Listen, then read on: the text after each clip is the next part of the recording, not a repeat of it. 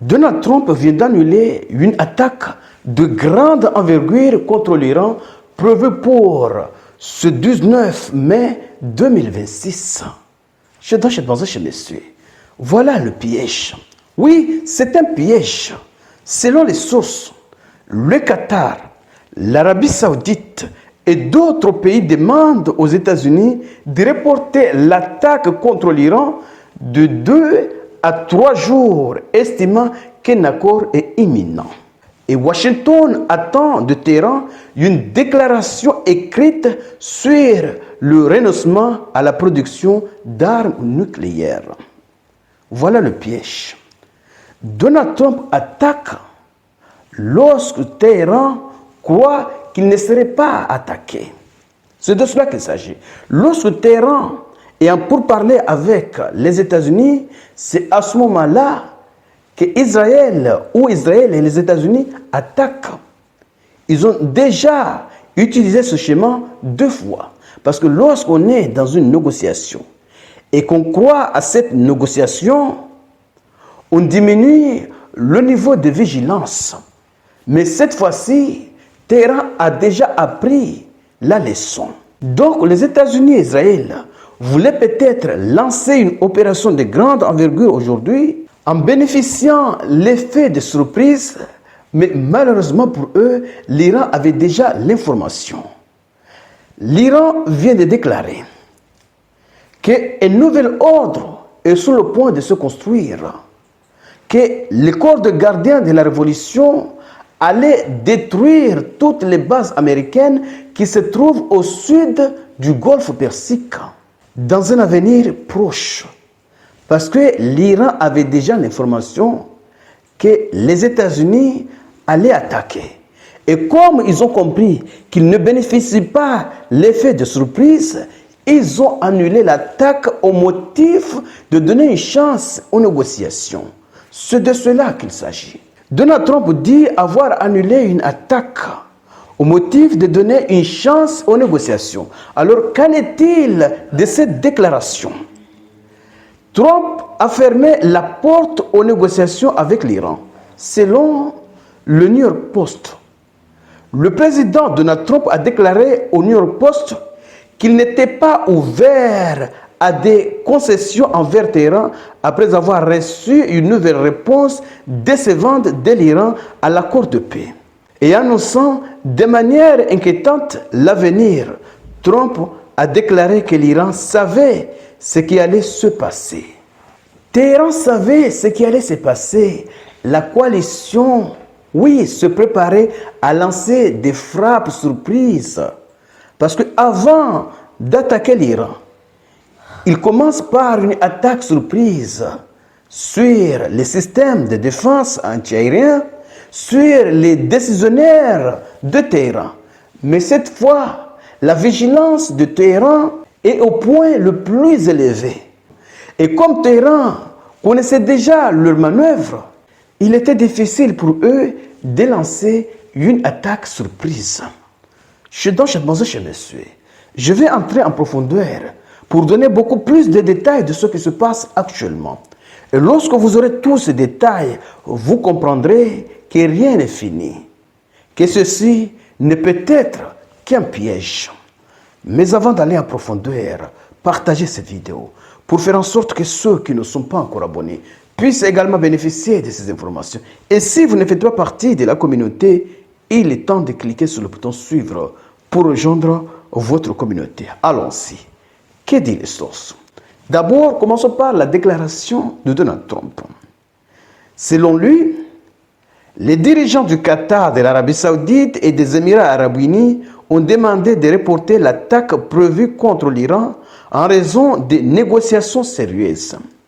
La réalité est que les dirigeants arabes ne sont pas intéressés par une reprise des hostilités. Les dirigeants arabes ne sont pas intéressés par la reprise des hostilités car ils savent qu'ils sont les grands perdants. Oui, les États-Unis, eux, perdent peut-être des munitions, mais ces dirigeants perdent une stabilité, perdent leur sécurité, perdent leurs intérêts économiques. Et surtout, ils perdent les investisseurs étrangers. Donc, c'est eux les grands perdants. L'Iran avait lancé plus de 2800 drones et missiles aux Émirats arabes unis. Qui est le perdant? C'est les Émirats arabes unis. Ces pays sont les perdants. Ce n'est pas les États-Unis qui ne vendent pas du pétrole. Ce sont ces pays qui ne vendent pas du pétrole. Ce n'est pas les États-Unis qui n'ont pas la possibilité, oui, d'acheminer des marchandises dans leur port. Ce sont ces pays qui dépendent de toi de mousse, qui n'ont pas la capacité ou la possibilité d'acheminer des marchandises dans leur port. Donc ce sont eux les perdants. C'est de cela qu'il s'agit. Le président américain écrit que le Pentagone a reçu l'ordre d'être prêt à une opération militaire à grande échelle contre l'Iran si aucun accord n'est conclu sur le programme nucléaire de Téhéran. Je crois que le Pentagone doit se maintenir prêt parce que la manière dont les États-Unis veulent négocier, Téhéran ne va pas accepter. Téhéran ne peut pas accepter que Washington lui dicte. Et les États-Unis ne sont pas en train de négocier. Les États-Unis sont en train de dicter leur volonté à Téhéran, raison pour laquelle il n'y a pas de négociation.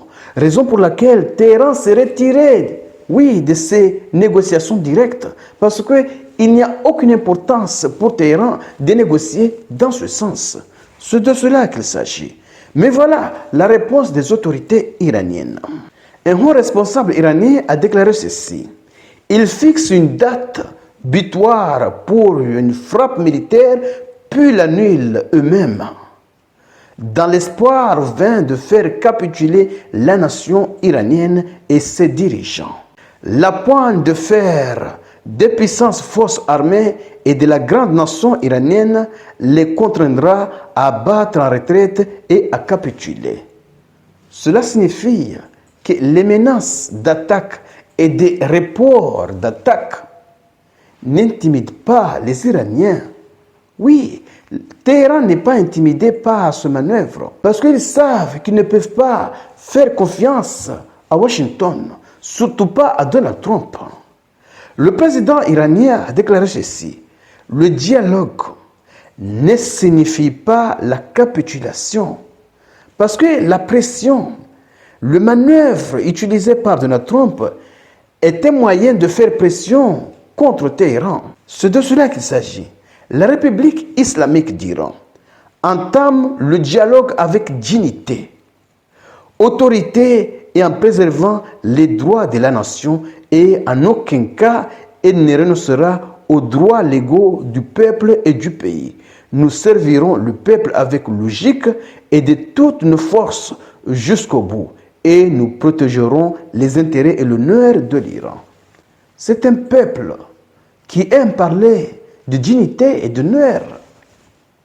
Donc capituler, c'est quasi impossible pour Téhéran de capituler. Ils vont bien sûr faire des concessions, mais capituler de la manière de Trump, non, c'est impossible. Ils ne vont pas capituler parce que s'ils capitulent, si ce régime capitule, il apparaîtra faible aux yeux du monde, aux yeux de la population. Donc, les sacrifices qu'ils ont faits pendant 40 jours seront des sacrifices inutiles. Donc, l'Iran est obligé d'avoir une position de force. L'Iran est obligé d'avoir une position de légitimité et de souveraineté. Les États-Unis ne peuvent pas venir en Iran et dire à l'Iran que l'Iran n'a pas le droit d'enrichir d'uranium à usage civil, alors que le droit international lui donne ce droit. Si c'est comme ça que Donald Trump veut négocier avec Téhéran, je crois qu'ils seront obligés de reprendre les hostilités. Chez messieurs, partagez et surtout, restez connectés pour la suite des événements. Merci.